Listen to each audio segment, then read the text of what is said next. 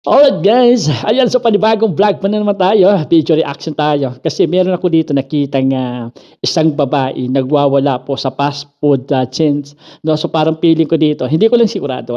Pero ang masaklap dito is siya pa yung galit, siya pa yung nananampal, siya pa yung nasampal. Masaklap yun. So eto na, huwag na natin patagalin para po sa inyong lahat. No?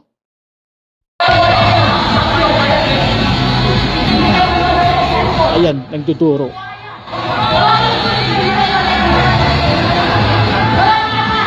Ayan, no?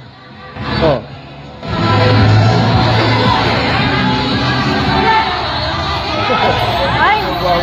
Actually, ano to, parang yung unang ano niya, unang pinagdadabugan niya parang supervisor o di kaya manager to. So, ang fast food chains kasi, marespeto yung mga managers niyan eh. Kung hangga't kaya nilang awatin yan, aawatin nila yan.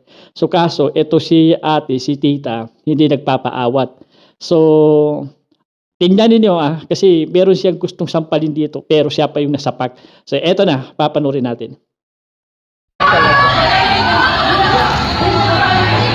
Ayan na, inawat na.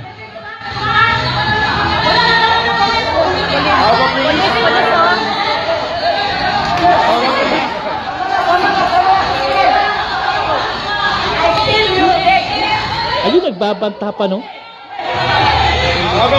Nagbabanta pa, sabi niya, I kill you like noon. Ikaw pa yung malakas ang loob, nananampal ka na nga, ikaw pa yung nasampal, ikaw pa yung nasapak, putik ka talaga, no?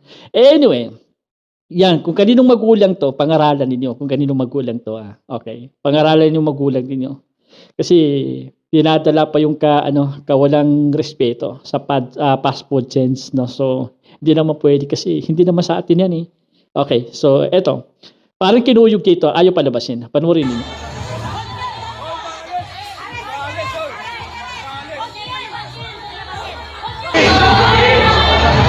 Ayun na, lalabas na. Yan. Yan ang bagay sa'yo. Oh. Alam mo, yung kayabangan na yan, walang mapapalayan. Imbis na magbigay galang ka, kung ipapakita mo pa yung ugali mo, yan ang kalalabasan, yan ang kahinatnan.